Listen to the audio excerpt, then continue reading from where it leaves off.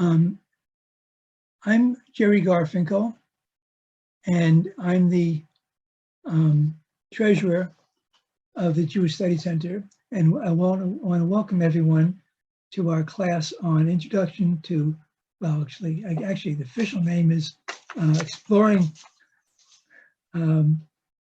Exploring Kabbalah, an introduction. Basically, it's an introduction to Kabbalah. Before I get into today's topic, I want to have a few technical announcements. As treasurer, I do want to remind people that even though our classes are free, we do have expenses and we appreciate donations. So if you go to our study center, to our website, www.jewishstudycenter.org, you can click on donate, and then you can donate either via credit card or PayPal, or you can send us a check. And if you indicate you want to send a check, you'll get the address of where to send it. Okay, now a few technical points. I'm now enabling the live transcript. So if you have trouble hearing or understanding what we're saying, my New York accent may be a little too much for you, I'm not sure. You could also read more or less what we're saying. I say more or less because the transcript isn't exact, but it's 95% exact. Now, everyone is muted, and we do want your questions and your comments, but please write it into the chat box and write it to everyone. After Jay finishes his presentation, we'll go over the various questions from the chat box. I might add some of my own, I don't know, and then you'll have an opportunity to add even more questions or comments afterwards. So I think that's all my technical things. Oh, the other technical thing I always forget to mention is that this session is being recorded, as you probably notice. At the end of the class, I will be editing the recording just to cut off the part that began before the class began. I will post it on YouTube, and then I'll send an email to everyone on where it is on YouTube so you can watch it. I might also put some other information in that email. Okay, so that's all the technical points. So today, we're having a class on Introduction to Kabbalah, and it's by Jay McCrensky. Jay wrote up a piece about what Kabbalah is, but I think I'd rather let Jay tell you what it is, because everybody has their own view of what Kabbalah really is. So Jay is a expert on Kabbalah. He has a PhD in Jewish studies with majors, more or less, in Kabbalah as well as philosophy. He's written 2 books about Kabbalah: Understanding Evil and Ethics through Kabbalah, and also Connecting to Judaism, Spirituality through Kabbalah. And one interesting thing about Jay, many interesting things about Jay, but one of them is that his interest in Kabbalah started by taking a class at the Jewish Study Center. So we're going round and round. And I want to remind people that our motto is come learn with us. So you may learn something at the study center and then later on teach it. Or you may want to teach it and then later on learn more about it. So that's the way we'd like to do our business. Jay also is a former board member of the Jewish Study Center. And he's also a former professor at the St. Mary's College of University of Maryland. So I think that's all I'll say, and I'll let Jay take it from here. So take it over, Jay. Unmute yourself first, Jay. You are allowed to unmute yourself. Can you hear me now? Yes, we hear you loud and clear. Hey, I do at least. thanks. And I guess everybody else is muted and should stay muted They so have that to stay muted. They don't have, only you and I have the capability of unmuting ourselves. we have one handout. If you didn't get it already, I just put the link in the chat, and let me know. You can unmute yourself to let me know if the link isn't working, and maybe we could put the correct link in. But I think that link will work to get the handout if you don't already have it. So it's a good idea to print it out because you may want to take some notes on it. And then, of course, you have the original if you've downloaded it. So this will be a clean copy. So we're going to cover a lot of material today in one whole course in Kabbalah in a single hour and 15 minutes. So I think you're going to find it interesting. There's a couple of key questions that I'm sure is in everybody's mind to start with. I could start by addressing that. First of all, am I Jewish, and where'd you get that name McCrensky?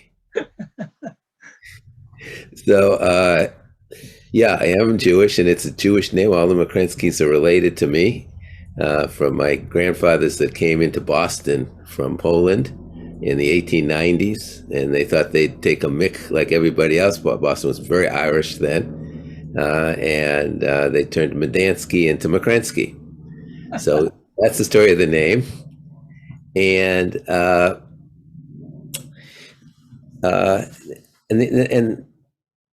the other key question is, what is Kabbalah? And that's a question that is a major issue and problem in the scholarship of Kabbalah. Nobody really understands what it is. So how can you teach something that you can't understand what it is? And now today with the Kabbalah Center, with their own definition of Kabbalah, and the misconceptions. So let's start with what Kabbalah is not. It is misunderstood to be Jewish superstition.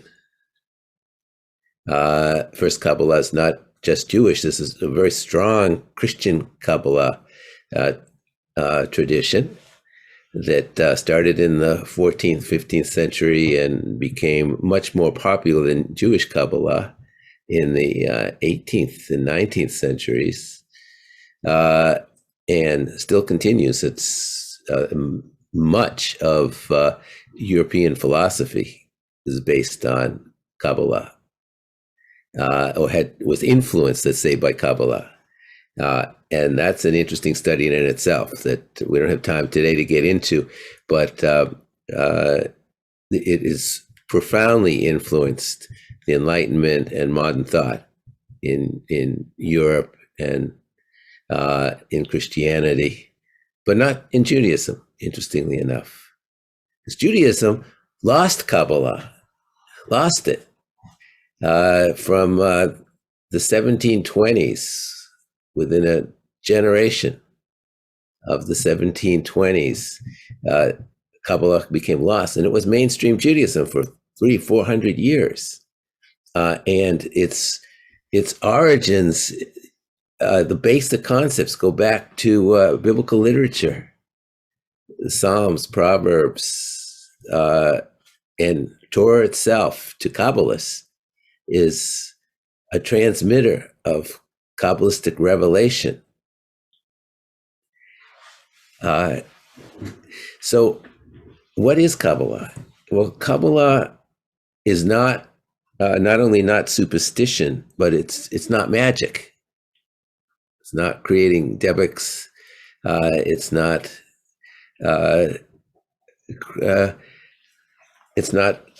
doing the supernatural. And after it passed out of existence in Judaism, it became associated with superstition and magic, and it's also not Jewish mysticism. It's not a synonym for Jewish mysticism. So I know all of you have come because you want to learn Jewish mysticism, but it's not Jewish mysticism. Jewish mysticism sprang out of Kabbalah, in a sense. It's a foundation for Jewish mysticism, but more so, it's a foundation for Jewish spirituality. And one of the things we'll learn today is, where is the spirituality? Why isn't there spirituality in Judaism? Why has Judaism become so sterile from an emotional and spiritual perspective? So rational, but so many people today have a difficulty feeling the presence of God and feeling the religious aspect of Judaism. They're cultural Jews, both in Israel and the US. And Kabbalah has an answer to that. Kabbalah is the spiritual side of Judaism. So it's not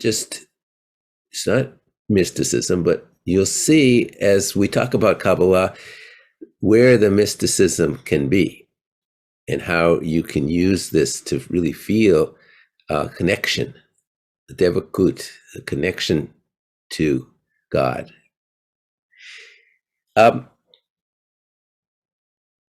So, as I mentioned, for 300-400 years, it was central to Judaism. But the interesting aspect of that is nearly all of the customs, traditions, celebrations around the holidays are Kabbalistic in origin. So many of the things that we do that we've forgotten why we do them, except that Grandma used to do this, and cover their eyes before lighting the Shabbos candles, and the Kiddush, glass of water, not wine, and why you hold it like this, all Kabbalistic. The whole concept of the Kiddush and of making holy. What is holiness? Well, that's Kabbalistic. The lulav and etrog and waving them on Sukkot, Kabbalistic. Leaning to the left during the Passover Seder. If you have a traditional Haggadah, it says lean to the left as you drink wine, and before you drink wine, there's a little incantation there in honor of the combination of the Yud Hey Vav Hey and the Yichud of the Blessed Holy One and his Shekhinah. I am now ready to perform the mitzvah of drinking the first cup of wine or eating of the matzah and the maror. All of the mitzvot are preceded by that, and nobody knows what it means. But still, in more traditional seders, they'll read that and they'll lean to the left as they drink the wine. That all has very specific Kabbalistic meaning that brings the whole seder alive. Speaking of seder, the whole seder of Tu B'Shvat was developed by the Kabbalists of the 16th century. It has a very different meaning than the contemporary meaning of planting trees or giving to forests, or now in recent years, environmental and climate change as themes. Well, that's all legitimate, but the original Kabbalistic Seder is very different and very spiritual. That's very spiritual, and Judaism doesn't seem to go together. But I think you'll see why that spirituality is there and is just being discovered today. So why are we discovering it today? How was it lost?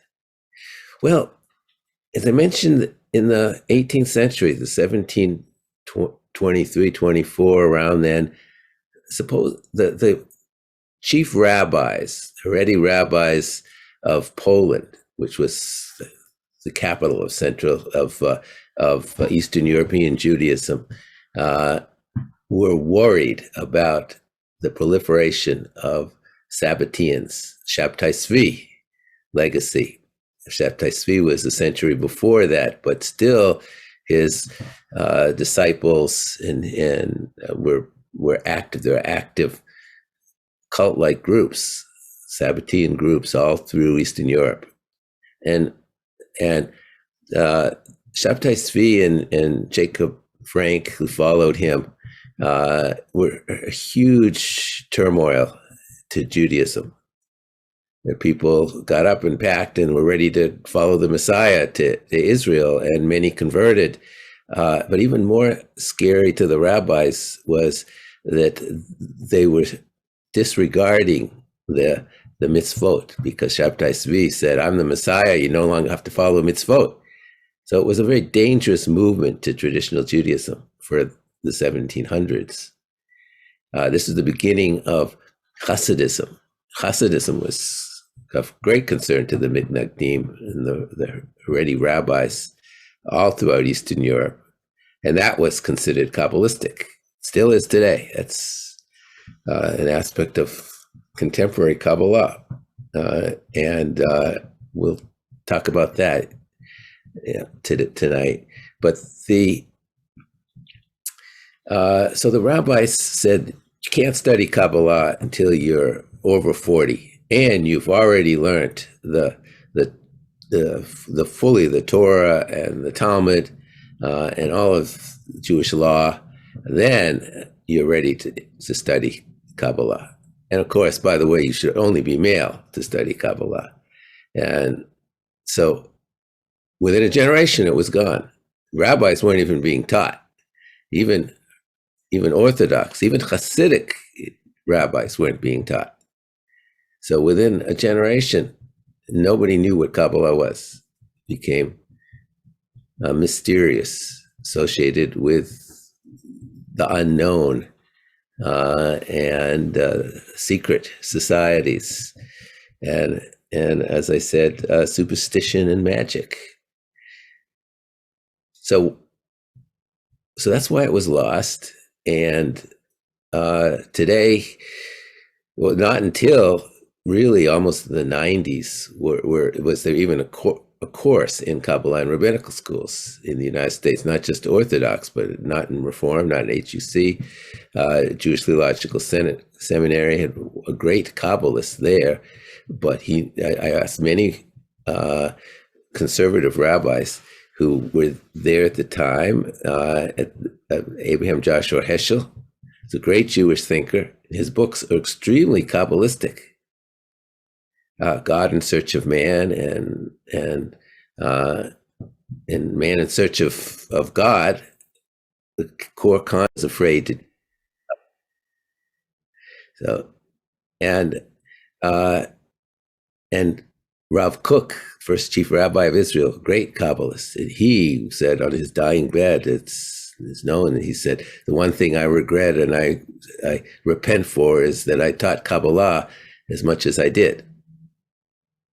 He wrote indirectly about themes of Kabbalah, but the Abraham Joshua Heschel's idea of a partnership between God and man is core Kabbalah, that we need God and God needs us. The continuation, that creation is continuing, and that we're partners in ongoing creation is a fundamental concept of Kabbalah. And with respect to God, God is unknowable to Kabbalists. It's a question of atheism or belief or non-belief in God is an irrelevancy to Kabbalists because you can't know God. What can we know is that God, whatever it is, emanates potencies into the world, potencies that we can receive. We can be receivers of holiness, receivers of wisdom, receivers of the ability to be kind and the inclination to be kind, receivers of the ability to formulate principles and values. Those are all flows within us that are part of God. We can attach to these flows and become holy ourselves. One of those flows is the ability to understand, to think, to be intelligent. Well, every time we come up with a new idea, we can say a blessing because we can attach to the flow and be excited about having a spiritual experience, if not a mystical experience. When we're motivated to follow through on a new idea that we have. We can attach to that motivation, that joy, excitement of a new idea. So we can receive these flows from God and attach to these flows. And that's where the word Kabbalah comes from. Kabbalah means receiving. And the original Kabbalists called themselves Mekubalim, receivers. And the science of Kabbalah was what they were doing. They used the term as a science. This is in the 12th, 13th century. And doing Kabbalah was doing four things. Okay, four types of receiving. I call that the share, C-H-E-R, like a Yiddish dance share, but with a C. And those letters, C-H-E-R, stand for, first of all, creation partnering. We can receive and therefore become a partner in ongoing creation. And we have a responsibility to create, that God needs us, that the creation didn't stop in 6 days. And the seventh day God stopped, but the eighth day, mankind continued that process. And we receive these forces, these strengths, these attributes of God, as they're called, in order to be co-creators. So that's the C part of this. And creation is ongoing. And we have a purpose in it, which is called Tikkun Olam. We have a purpose to fix the world, to better the world. We, as a Jewish people, and individually, everything that we do as Jews contributes, hopefully, to rebalancing ourselves. That's tikkun, and rebalancing the world in our small or large way. So that's the C. The H of the CHER is that we receive holiness, the capability to feel a flow of holiness when we do the Kiddush, which means the making of holiness at the beginning of every Shabbat and festival. We make a holiness in time, as Abraham Joshua Heschel would say. We create a palace of holiness for that. And wine is very symbolic. As when we ingest it in the Kiddush, that enables us to close our eyes and feel the warmth of the wine coming in, which is red, which is the power of what's called gevura, of strength, of power itself, that opens up the gates of the flow of holiness into us. And I'll talk about that a little bit later as we talk about the categories of emanation into us. But so holiness is the second.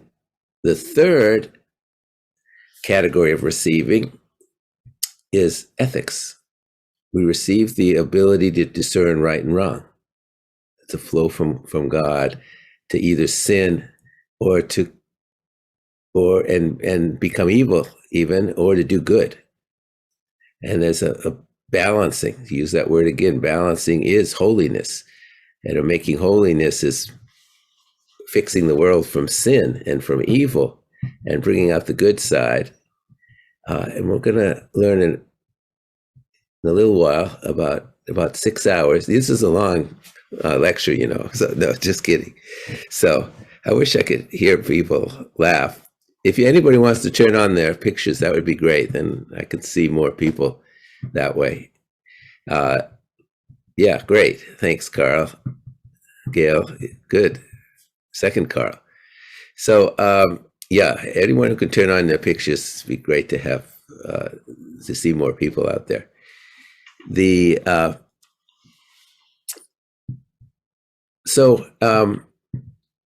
That's the E.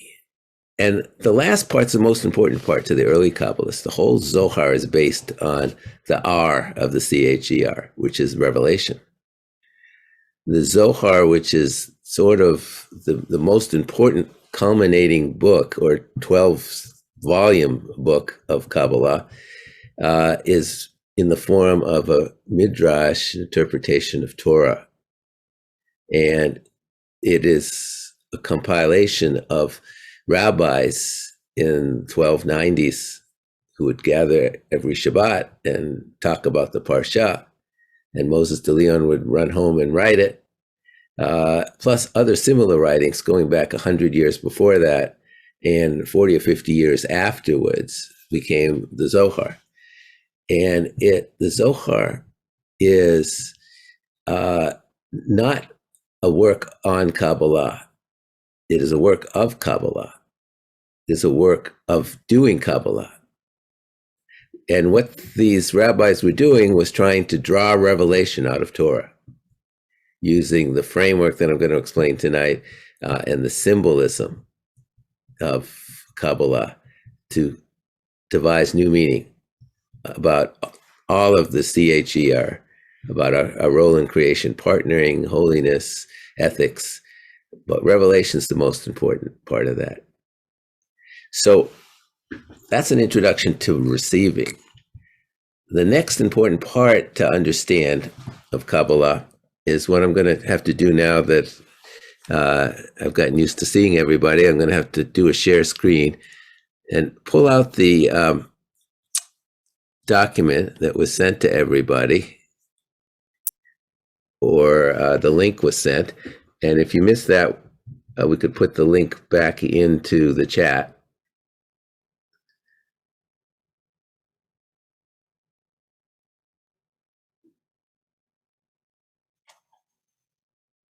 There we go. This is what I'm talking about. Can you guys see this? Looks complicated. Can everybody see that? No, You can't see it. you're not screen sharing as far as I can tell. Oh, I guess maybe I didn't. I must have missed something. So let me go back and try it again. Oh, maybe I have to hit share. Now can you see it? Yes. Okay. Yeah.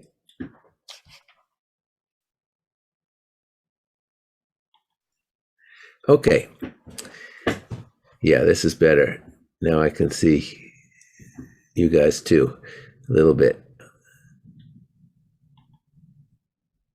Okay, so this is what's called the tree of life.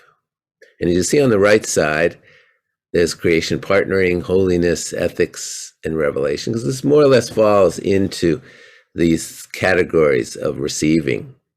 But this is the Kabbalah starts to make sense, both in terms of all of these: creation, partnering, holiness, ethics, and revelation. How do we partner in God, and why does God need us? These 10 sfirot are channels of receiving, as if you're receiving light. Is the image, the metaphor is light, or electrons, or potencies, or streams, like rivers of light. And when someone meditates Jewishly, Kabbalistically, they would close their eyes and feel the light coming in of these flows, receiving these flows in different parts of the body that are symbols of these. The right and left sides of the brain, the right and left arms, the torso, here the right and left legs, the genitals, and the feet. All can be loci of receiving. But they have much more meaning than just receiving warmth and the flow. You're receiving certain potencies. So I'm going to go through these one by one and talk about the depth in two respects. They're both clusters of meaning, and they're clusters of symbols. So there's 10 clusters of meaning and clusters of symbols in Kabbalah. And Keter, which is black, is the color of Keter. Now, symbols in Kabbalah are code names So when we talk about black in a Kabbalistic writing, black, they're talking about Keter. And Keter is this unknowable source itself, no light. That's why it's black. But then the first emanation out of that is called wisdom. You think, well, what is wisdom? Wisdom is really core to the wisdom books of the Torah, particularly Proverbs and Job. That wisdom, the name of God associated with Chokhmah, wisdom, as the first emanation is Yah, like hallelujah. The names of God are associated, different names of God are associated with different sfirot. So the word hallelujah, everywhere it appears in the Siddur, or in song, or in Psalms in particular, means praise wisdom, the wisdom of God. But next to wisdom, whatever wisdom means, that amorphous thing of seeing the whole problem, understanding all the dimensions of an issue. But Bina is its complement, which means understanding literally, which is intelligence. You need intelligence, the left side of the brain, and Chokhmah, maybe the right side of the brain, together.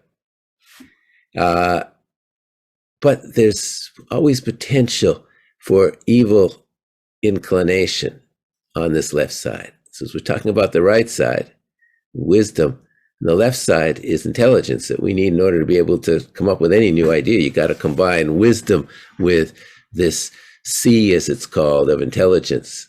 And out of this, you draw your new idea or your new principles or mitzvot. But you can also use intelligence to create gas chambers or create armies that destroy countries like Ukraine. Where's the wisdom in attacking Ukraine, Mr. Putin? Here's a man with no wisdom, with just intelligence, and in the form of his generals. But then below that is another dialectic, sort of interplay between kindness. We receive the urge to want to be kind and good, compassionate, unselfish, altruistic. All of the cluster of meanings is part of kindness. And white is the color of kindness. And the name El is the name of God that represents kindness that flows into us. So you see the relationship between the symbols and this cluster of meanings, which is why it makes studying the Zohar so much fun. So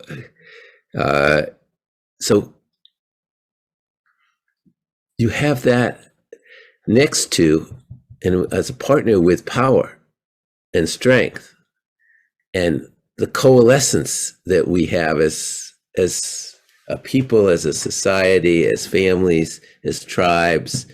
Something pulls matter together into more complex molecules, and animals into families and tribes, and now universities and nations and businesses. That coalescence and the power that comes out of that, as well as our individual power, all called Gevura.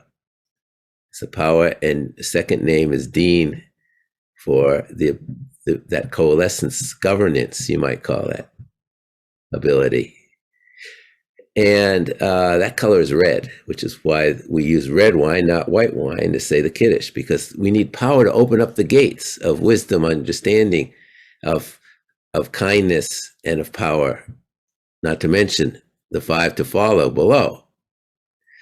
So, and the name Elohim, the generic name of God, is Gevura.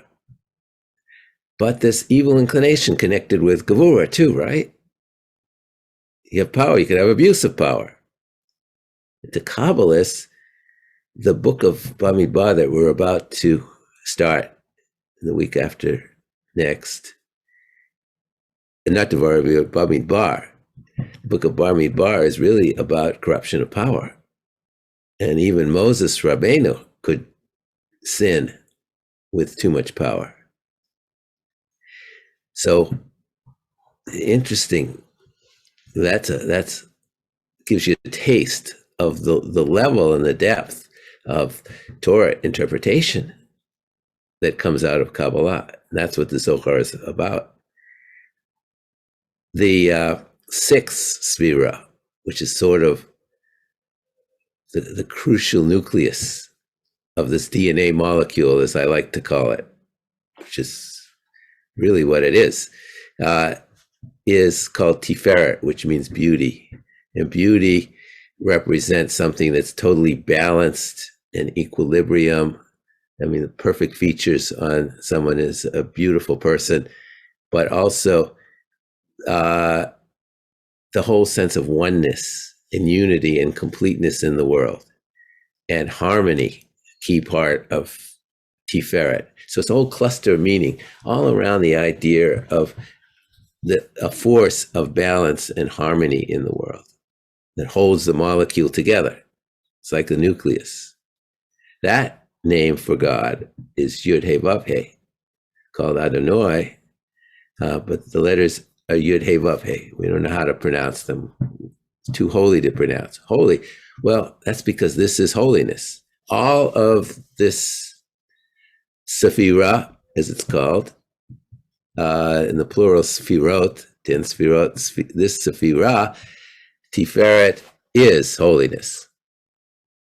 Just like the name is Yud He Vav He, is holiness, which is Tiferet. And holiness is what holds together and balances and creates equilibrium between the wisdom and the intelligence, between the yearning for kindness and the exhibit of kindness and charity and power. You need both. And then wisdom also, Tiferet, balance also balances in holiness between what's called Netzach and Hod. And these terms, particularly when you get to this level, the Hebrew names of these are not necessarily the best descriptors of the essence of each of these Sfirot. Because Netzach means perpetuity or endurance, everlastingness. And what is everlasting are the values and principles, the prophecy that we get when we're speaking in the name of God and learning from Torah. The revelation itself is Netzach. A mitzvot, the ability to formulate laws, and most importantly, the meaning of life itself, our ability to formulate a meaning for ourselves, an objective. So, and Hod, its companion, and these are almost always talked about together in a pair, because you can't have a mission and a purpose without the motivation to carry it out. And that's what Hod is the emotional motivation, the fun of doing it, the joy, the happiness, the excitement, but also on the negative side. It can be jealousy and anger that can motivate us. And sometimes there's a role for that, but there's a Yetzer Hara, an evil inclination attached to this too. So you see the picture we have. On the right, you have wisdom and kindness and principles. And on the left, you have intelligence and power and emotion, all of which have evil inclination. And that comes from the left side. That's why we lean to the left on Pesach. Because we can celebrate the power of God bringing us out of Egypt, and the brilliance that we have to solve problems and to plan revolts, and the motivation that we have with 4 glasses of wine. And the Haggadah is all about the left side, when you think about it. It's about the rabbis of Bnei Brak, talking about the going out of Egypt all night until their disciples came and said, it's time for the reading of the Shema. Remember that in the beginning of the Haggadah? What does that mean? Everybody talks about it for 2 hours every year and can't figure it out. Well, those were the rabbis planning the revolt against Rome in the 2nd century. The Bar Kokhba revolt. Oh, well, it makes sense. So the whole story, the whole theme of the Haggadah is about our role in continuing to create a better world. Such a Kabbalistic holiday. So the left side is very important, and it relates to Yom Kippur and balancing, identifying our sins. The Tashlich service, very Kabbalistic service. We analyze our wisdom and our understanding. Where do we have not enough intelligence or too much wisdom, or not enough wisdom and too much foolishness, which is the opposite of wisdom? And where do we have a shortfall of chesed, in using our power over our family, our children, our employees? We're always exerting power in everything we do. And where do we have principles, but we lack the emotion to carry them out, or we're directed by too much anger, which overcomes our chesed, our kindness and our wisdom, and we make decisions out of anger. We think about all of the sins in that context. Suddenly Yom Kippur comes alive, and Rosh Hashanah. And we start a new year with a new soul, with the Ne'ilah service. So the whole meaning of the prayers suddenly comes alive when you understand this. And then finally, you have 2 more sfirot, which are in the middle, part of the balancing column in the middle, right? Yasod, which means foundation, sort of a foundation for the whole thing, but it's much more than that. The name of God associated with Yasod is El Chai, the God of life. And a second name, Shaddai, which is always mistranslated as the Almighty. No, it means my breast. You see why there's a mistranslation throughout the English translation of the Siddur, because nobody understands what my breast means. So the translator said, well, let's call it just the Almighty. No, Shaddai means my breast, because that's the aspect of God that we receive, that nurtures us, that protects us. The God of life. So life itself is a flow that we can connect to and appreciate. Hod comes from the word hoda'ah, according to Kikatiya in the 13th century. Hoda'ah is gratefulness. That's an emotion that is core to Hasidism, particularly Lubavitch Chabad Hasidism. And so Yasod is the life force itself, but it's also on another level all of our instincts and drives, and that it's our ability to have needs, and the aspect of God that fulfills our needs, that brings us food. When we say the Motzi Lechem min haaretz, you're drawing on Yasod. It's all of the Sfirot together, because they all flow down and come together for the first time in Yasod. So it's called the All. These names come, incidentally, from Chronicles, which is in the service, thanks to Kabbalists. That when do we say the names of these as core to every Shabbat service? And twice a week at the daily service.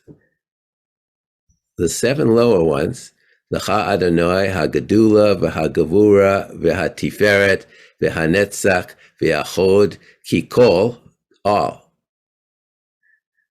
is in the Malchut, which is the one we're coming to now. It's in the Malchut of God, the sovereignty of God. And those where these names come from, which is why they're not always the best descriptors of the essence of this cluster of meanings. But Malchut, that's a very interesting one, because that's the ability to feel God's presence itself. That's the ability to have a spiritual experience or a mystical experience, is a flow into us that we all have if we can tap into it. And the name of God associated with that is the Shekhinah, literally mean the closeness of God. So you have Yud He Vav He here, and you have, which is holiness, and you have Malchut, which is the ability to receive and feel holy, and they together become married on Shabbat within us, and we feel holy. We become holy. We make a palace of holiness, as Heschel would say.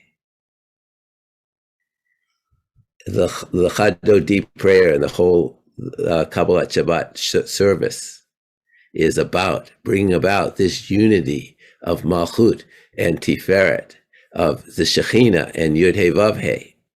Can you guys see my pointer? Actually, I don't know. I'm using this pointer, but I'm not sure anybody could see it. Yes, we can see it, Jay. Okay, thanks.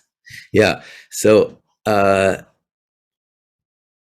what, for me, it brings Shabbat alive, as meaning of what holiness really means, and what the Kiddush really means, and the blessing, and why we do this 3 times as we rise up through the levels of the Sfirot.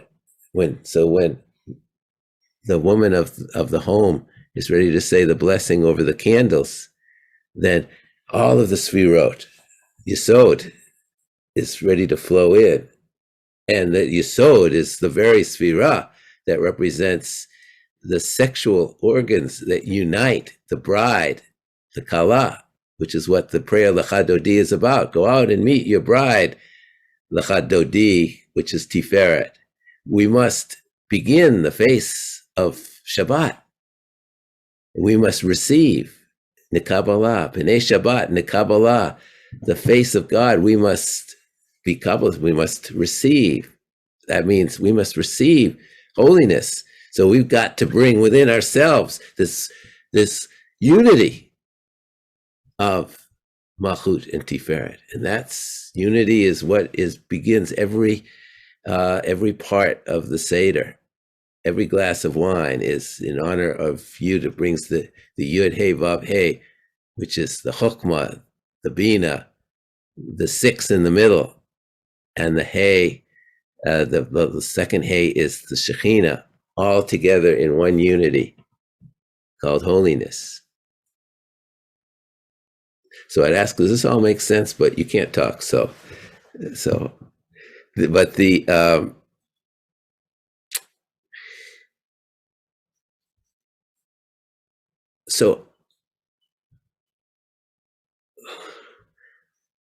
So there are 10 of these, and now each clusters, and they're clusters of meanings, and they're clusters of symbols. So I want to get into the symbols a little bit more deeply and go back over these 4 categories of receiving. We'll start with creation partnering. We need Shekhinah. This Malchut is really the essence of our being able to be a partner in creation. So what are the holidays having to do with creation partnering? As I mentioned, Pesach, right? The essence of the message of the Seder is how can we be better creation partners we've eliminated chametz, which is symbolic throughout the Talmud of the evil inclination or evil inclination. I don't like to use because it's not, there's no ontology to it. There's no being there. It is an inclination. It pulls us. Our intelligence can pull us into sin. Power can pull us into sin. Emotions can pull us to be sinful. So certainly Yom Kippur and Rosh Hashanah have to do with that. Holiness, every holiday starts with a kiddush, a making holy. Holiness is central to being a good person, to repenting.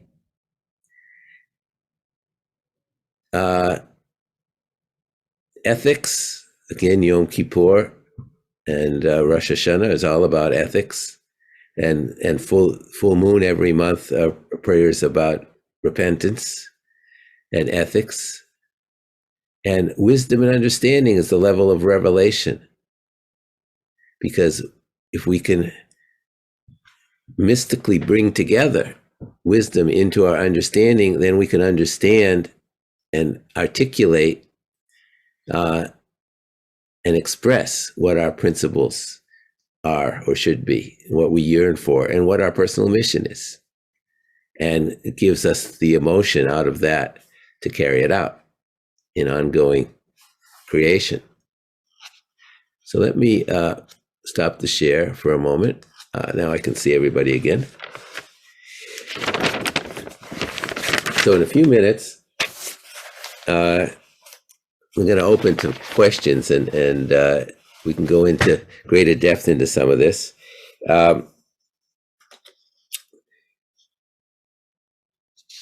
There's one more aspect of all of this that really brings it to life, and that is what we're in the middle of right now. One thing I forgot to mention is the Revelation holiday is Shavuos. It's coming up next week. And Shavuos is one of those holidays, unless you're a very religious Jew, you probably aren't even aware that it comes and goes, but it's one of the core holidays. And it's a holiday of giving of the Torah. So to Kabbalists, that's a holiday of revelation, because Torah to Kabbalists, is a transmitter of revelation, of meaning. And the Zohar is a transmitter, the second degree of meaning to us. As those of us in my Monday night Zohar group can tell you, some of whom are here, we come away very excited learning about new understandings of Torah that come to us from the rabbis who are the characters of the Zohar. But these lower 7 sfirot, and I got to go back again to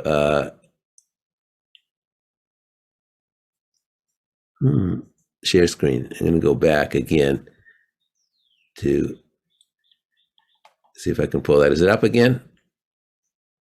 Okay, because these 7 lower sfirot, according to the Zohar, out of Bina comes 7 streams, and are born out of Bina are these 7 lower sfirot, and they represent the 7 days of the week, and the number 7 in everything in Judaism. 7 circlings of the bride around the groom, or the bride and groom around each other, represents each of these, a circling of kindness into this new soul, combined soul, the circling of power, of gevura, of holiness in this new marriage, of principles, of emotions, of reproduction into this, and of the place of God. But 7's, there's so many rituals that are 7 in Judaism that were totally forgotten. Like, why does the funeral procession from the hearse carrying the coffin to the grave stop 7 times? And why do we circle the grave 7 times? And there's so many 7s that are just, well, that's superstition, because nobody understood that we circle the bride for this reason, and we stop 7 times, letting the memory of the deceased come to the survivors and those in mourning in potency of how that person is leaving us with these 7 wonderful flows of light into us. And that leads into 7 days of Shiva. And believe me, from my own experience in sitting Shiva for my parents, this is a tremendously powerful framework. The first day is the day of everyone giving, and you're not, you just are a receiver.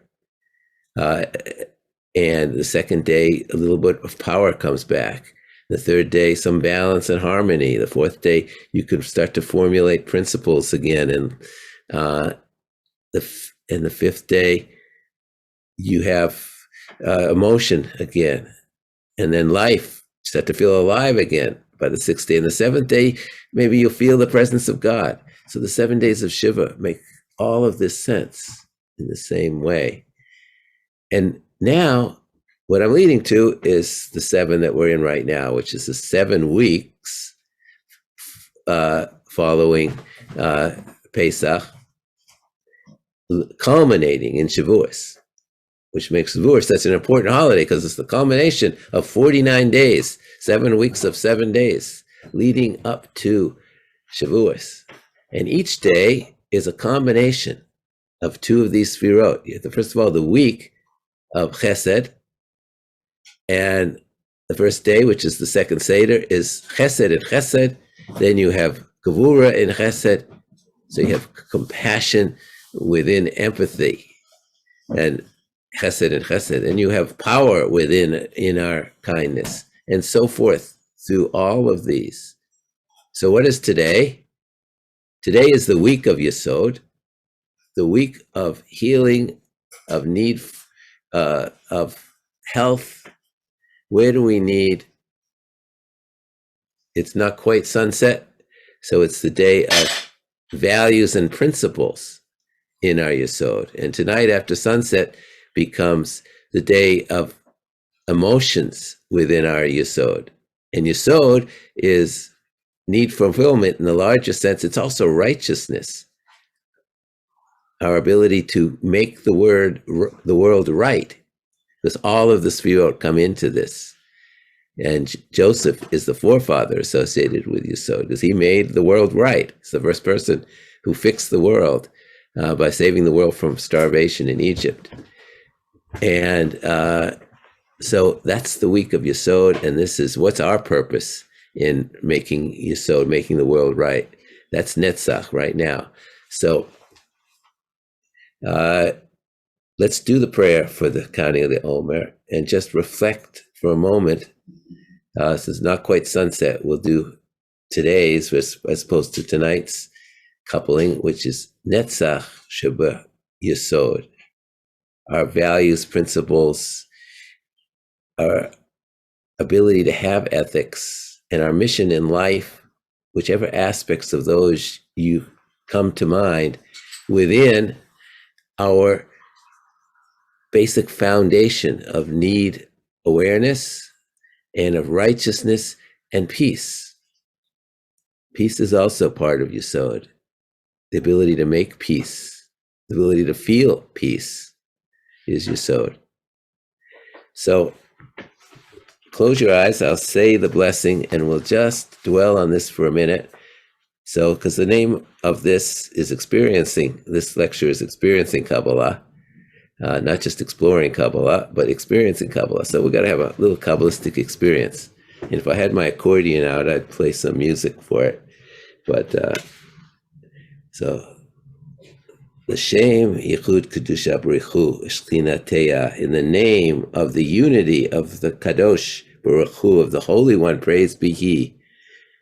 In the name of Yud He Vav He, that's an alternate name, a symbol of Yud He Vav He, which is Tiferet. In the name of Sheferet and His Shekhinah, His bride, in the name of unifying all of that, we say the blessing over the Sfirat HaOmer. Baruch atah Adonai Eloheinu melech olam, asher kiddushanu b'mitzvoto v'tzivano al Sfirat HaOmer. And Hayom is the 5th week and the 4th day, which is 39th day of the Omer. Did I get that right? Which is the day of the combination of Netzach in Yasod. And if I talk slowly enough, it'll already be time to do Hod in Yasod.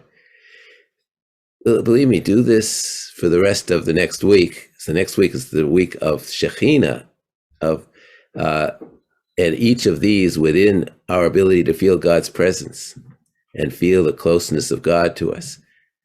Do it and you'll see. It's just a few minutes. Think about what that means in terms of your co-creation, your holiness, your ethics, and your ability to receive revelation, new discovery. It's the same word in Hebrew, revelation and discovery. It's like, how can I become a better discoverer of myself and help to save the world through my discoveries? So thanks a lot for coming tonight. And I'm a few minutes early, so we have time for questions. I want to, for those who are interested, I'm talking to the Jewish Study Center about possibly continuing this class into an actual course that could be either ongoing, drop-in, or just a finite number of sessions. If people have feelings about interest in that, they should write to Jerry. He'll give you his email address and about interest in that. We can continue it. It'll be a free course. And I have an advanced class, as I alluded earlier, that a couple of people are here from, that is a more advanced Zohar discussion group that most of you probably, having taken this intensive course today, are probably at a level that you could follow that class pretty well. But that will focus more on the Zohar, understanding the Zohar itself. So, but I'd love to continue this discussion and go into the individual holidays, starting maybe with Shabbat and all of the Kabbalistic rituals and interpretations of things we do, and we never knew why we did them. So if you'd be interested in that, let Jerry know or email me. I think my email is, it might be on the handout that was sent, but probably not. I'll send all the email information in the email I send after the recording is posted, Jay. Don't worry about that. And one quick advertisement on my book, because I just 2 days ago came out with a new edition of Connecting to Judaism, Spirituality Through Kabbalah. You can find it on Amazon, and it goes through everything I alluded to today in a lot greater detail, all aspects of Judaism, including Jewish prayer, and what these prayers mean Kabbalistically, as well as a long chapter on Pesach and everything else. So, and my other book is called Understanding Evil and Ethics, which is about what we also talked about today. How can we be spiritual after the Holocaust, or in the light of Ukraine, the evil, pure evil going on today? How can we understand Putin? How can we understand Hitler? And Kabbalah has a very good answer to that, and how we could stay spiritual. And because there always is evil in the world, there's always Yetzer Hara, and it's up to us to keep the world in balance. That's called Tikkun Olam. Anything else, Jerry, or can we open it to questions? Well, let me start out by apologizing that we had a few seconds where the recording went off. It was my fault. I was trying to start over now. I was trying to look at the transcript because I didn't understand a word you said, but I pressed the wrong button. I'm very bad about pressing buttons. I worked for almost 50 years for the Defense Department, but luckily I never had the atomic bomb, footballs. Otherwise, we would have all been dead a long time ago. There are a number of questions, starting with the Tree of Life thing. One question was, all of the pieces there are in rectangles, different colors that you spoke about, but you didn't speak much about the knowledge, the art, which is actually a ellipse, or why is that different from all the others? Like, why is this night different from all other nights? Right. You know the answer to that question now, because we lean to the left. We've eliminated chametz. This is the only night that we can, because we've eliminated evil inclination, we can celebrate the left side. That's the answer to that question. So da'at, why is da'at on there? That's really later Kabbalah in Hasidism, and from the 16th century on, that they added a 10th because Keter was the unknowable source. So they added a 10th in the middle, sort of a semi, but it also is the combination of wisdom and understanding is knowledge. And the Lubavitcher Hasidic movement called itself Chabad from Chokhmah Bina Da'at, means is Chabad, the initials for the name of the movement. Another question, my question on your Tree of Life poster, you have 4 things on the right side: revelation, ethics, and then I don't know what the next one is. Highness, Holiness. Okay, there's a misprint there. Okay. Oh, that version that I pulled up has. Okay, has I been thought about the holiness, but it doesn't say. And there are some questions in the chat besides the one about the Da'at. One was, where can I start reading about the Zohar? Is there a book that I should start reading, or? Yeah, you should read this book. Oh, I wrote this. Okay. We will tell about where you can buy the book in the email. That's why I wrote the book. Okay, but it was never. It's no book. Good answer. That answers this, really. The Zohar, the best way to learn about the Zohar is to come to the Monday night class, which is 6 to 7:15 every Monday, and it's a free class. It's sponsored by Verbrangen, my community, and Jerry's community, and you'll learn. You have to learn by doing it. But so the Zohar is a voluminous book of doing Kabbalah, not about Kabbalah. So you can't learn about Kabbalah by reading the Zohar. You can experience being a Kabbalist yourself and delving into Torah based on the Zohar's surreptitious subversiveness.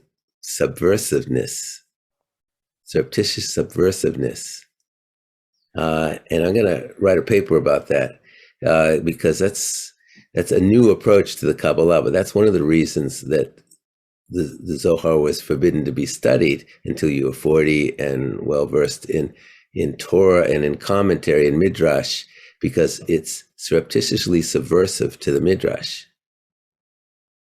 Well, I do hope you can spell all that. So, yeah. Well, since you're saying that, one of the questions was related to that. As Kabbalah has changed or evolved, do you see what changes are happening right now? And you're kind of talking about that a little bit right now. You mean, how has it changed, Kabbalah?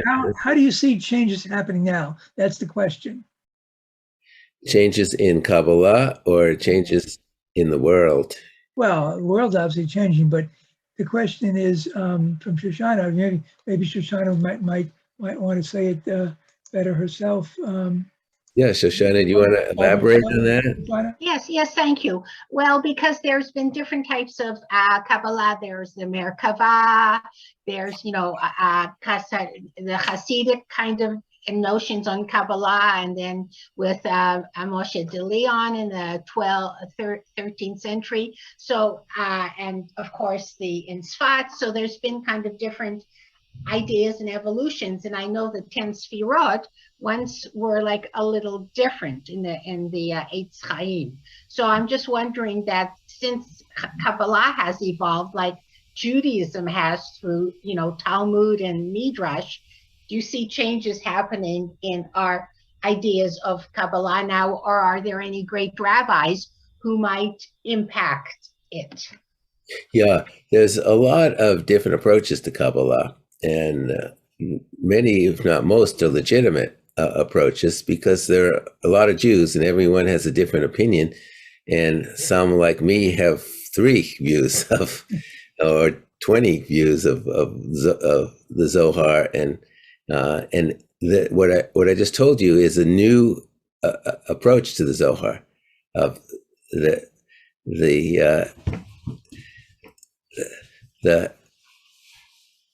the surreptitious, subversive aspect of it, the SS, as I call it. But the Kabbalah has the essence of really pure Kabbalah is from the 13th century, and culminating in the Zohar. It started a century before that, in the late 12th century, and that's what I'm particularly interested in.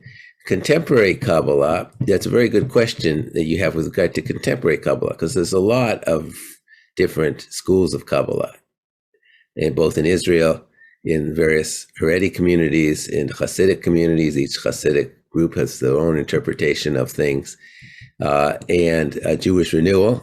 I did my dissertation on this subject, contrasting Jewish Renewal and Kabbalah Center Kabbalah.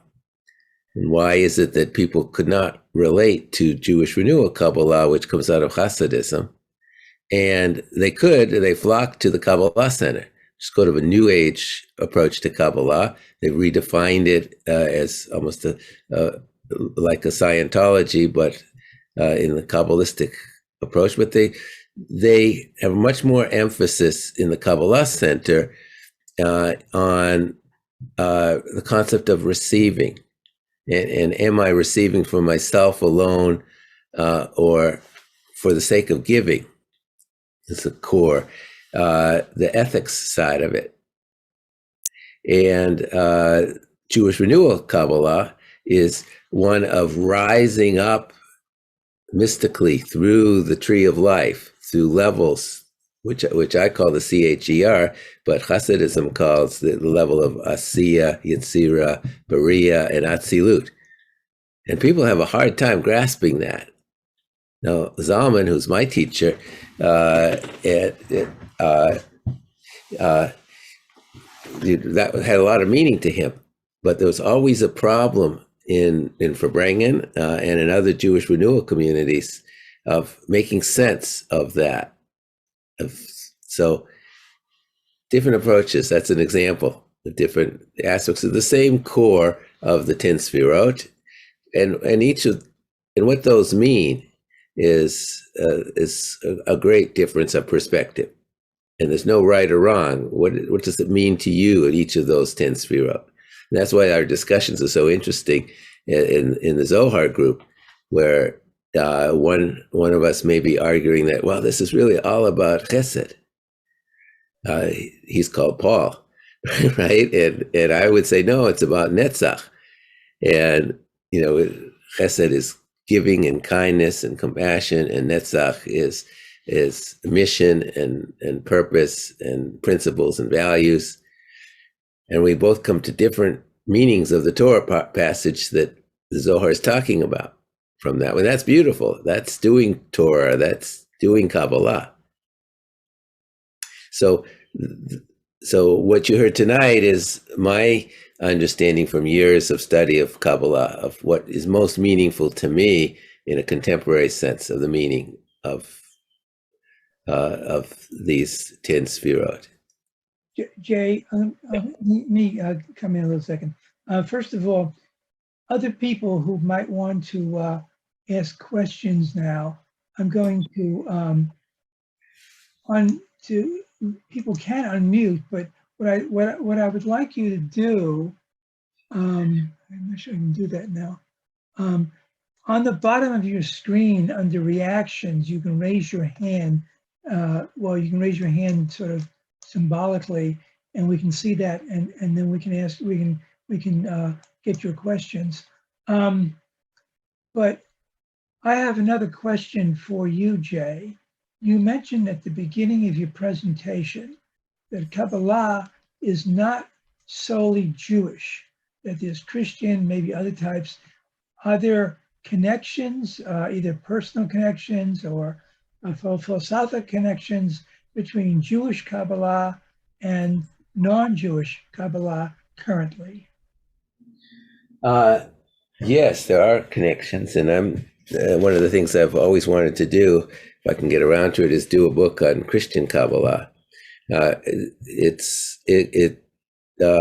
As I said, was stronger than Jewish Kabbalah through the 18th, 19th century into the 20th century, and I recently wrote a paper about this for a periodical that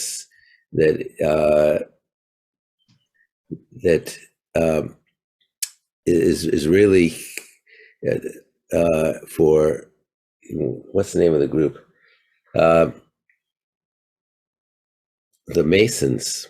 I don't know why I couldn't think of this, but the Masons are a Kabbalistic Christian origin group, and they have a wonderful heritage as Kabbalists. Although today most Masons, many of which are Jewish, they pointed out to me, it's a charity, it's a giving organization. A lot of chesed and a lot of tikkun olam aspects of it that have been preserved.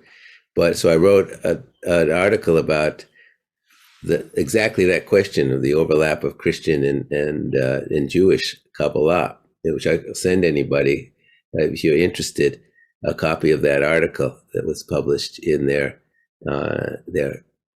bi-monthly publication. That would be interesting to see the article. We can give reference to it in the email. But why is it? To add on to that, one more point, Jerry, before I go on to the next question, there's really a beautiful coming together theologically between Christianity and Judaism that is very insightful and could be very meaningful for mixed marriages that create, and for educating children, both Christian and Jewish. In fact, Madonna's interest, her pet project, is Kabbalah for children. And I'd love to find her and be able to get a grant from her to do educational curriculum to teaching some of these at the right level to elementary school children in Sunday school.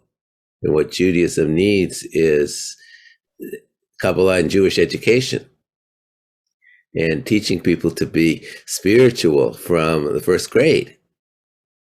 And what does the Shema mean in terms of feeling God coming into you and hearing Shema? When you say Shema, listen, you're drawing in. That's what listening is. It's the forces coming into you.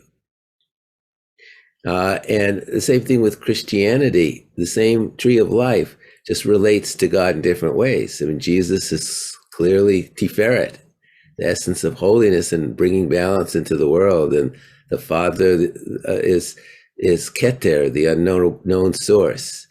And the Holy Ghost, well, that's the Shekhinah under a different name.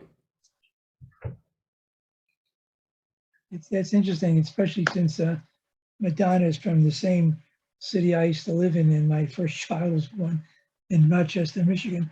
But going on a little more, why is it we often hear about Jewish Kabbalah? I personally, and I don't think maybe other people, we haven't heard about non-Jewish Kabbalah. I mean, I heard of Madonna, but I suppose, but I've been reading Madonna actually. Well, she's part of the Kabbalah Center, which is very Jewish Kabbalah, and she, except for not being interested in converting, she's a practicing Orthodox Jew. Well, I understand that, but who's doing non-Jewish Kabbalah? Why we don't hear anything about non-Jewish Kabbalah? We hear about non-Jews like Madonna who go to a Jewish Kabbalah, but we don't hear about non-Jewish Kabbalah. Well, even the Masons have really lost. They want to refine that, but they've lost their focus on Kabbalah. and the Golden Dawn movement I never hear about anymore, which is a Christian Kabbalistic movement. But during the 19th century, Kabbalah became the thing in the cafes of Austria, Vienna, and of Paris, and of course in London. The major cities all had strong Kabbalistic movements of intelligentsia, and had tremendous influence. Shakespeare's works are so Kabbalistic, and he was, or she was really very educated in Kabbalah, clearly a Kabbalist. And The Merchant of Venice has so many allusions to Kabbalah and to the symbolism of the different sfirot, between the lines. Someone did a dissertation on that, and it's very interesting. So, well, it's interesting because I've read that we think that Shakespeare likely never met a Jewish person, but he may have absorbed some things. Well, the real Shakespeare is not Shakespeare. There's been a lot of studies, and it's a very, very contentious debate among Shakespeare scholars.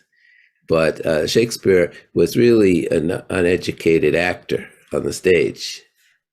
But a woman named Amelia Bogado, I think it was Jewish background, and she probably converted, I don't know historically, but she was the mistress of the benefactor of the theater in the Shakespeare time. And she's known to, she comes from Venice.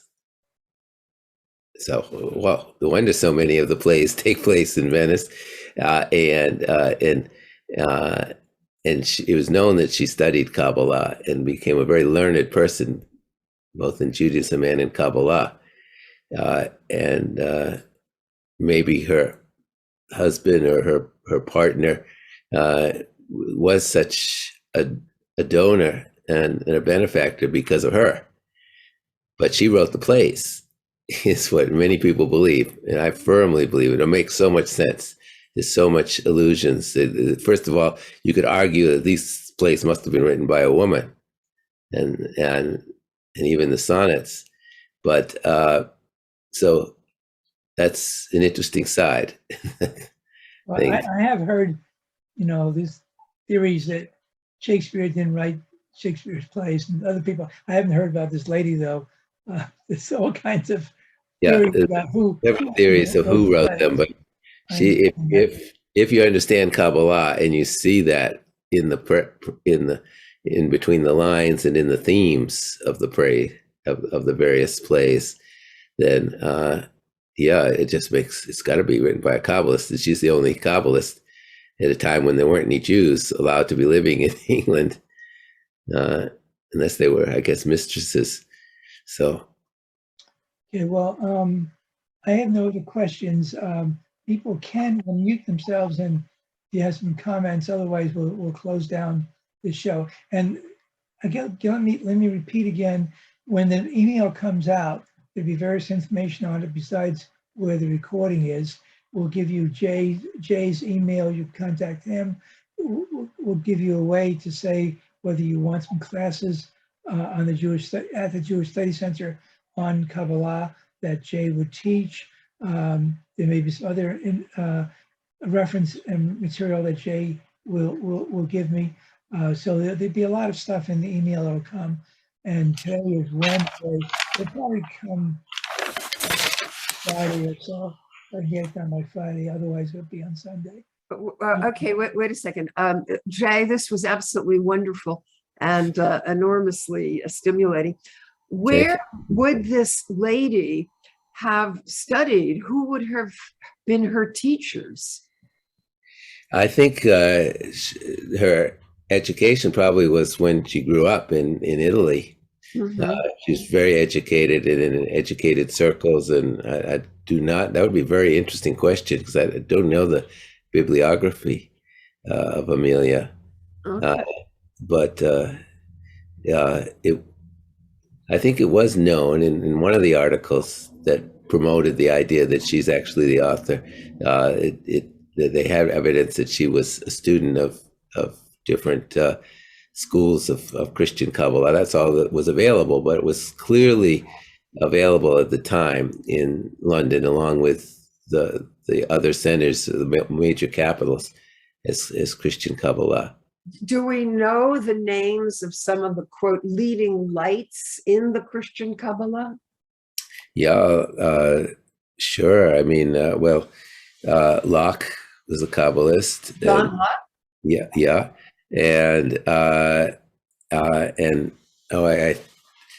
had a whole list of them that really many, if not most, of the philosophers of the period were Kabbalists. So it became the popular thing. In fact, well,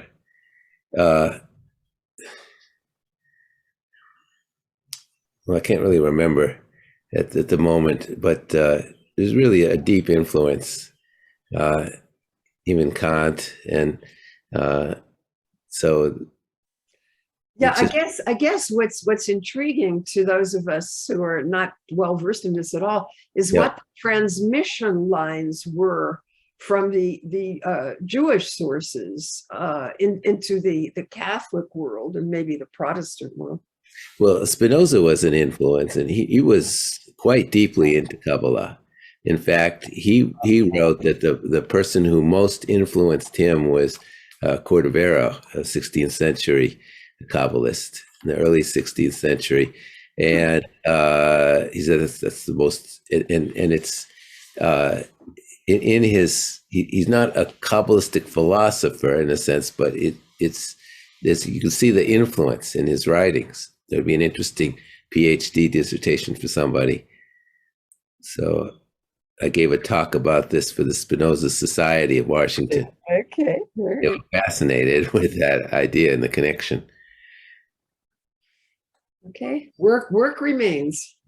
Yeah. Supposedly, I'm reading now that this guy Yochanan Alamano, Jewish, translated the Kabbalistic text into Latin, and that the Christians.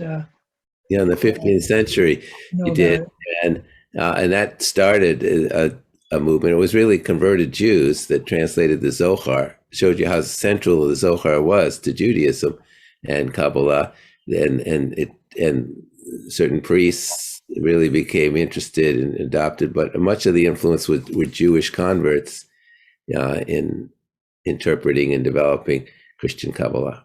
Translated into what beyond Latin? Latin. It was only Latin.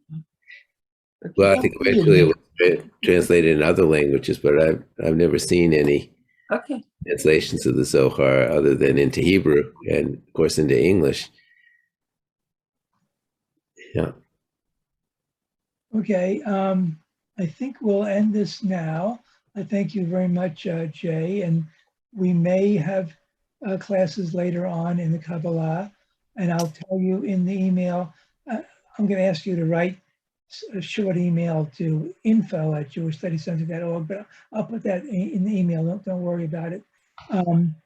At this point, I usually tell what the next class is, and we do have one more class scheduled at the moment. It'll be three weeks from today. It'll be a class about chaplains, Jewish chaplains, a non-army, non-military chaplains for hospitals and other institutions. And that'll be on June 16th, I believe, a Thursday. Be 3 weeks from tomorrow. Again, thank you, Jay. And let's talk about what information should be in the email that goes out to people. And, Great, thank you very much. I'll say goodbye to Barbara, your wife, and to Adam if he's still on. Okay. Thank you. Thanks for having me. Thanks. I'm ending it now. Okay. And by the way, Thank you. a lot of good kudos in the chat box. I'll send you the. I'm reading the chat. It's very interesting.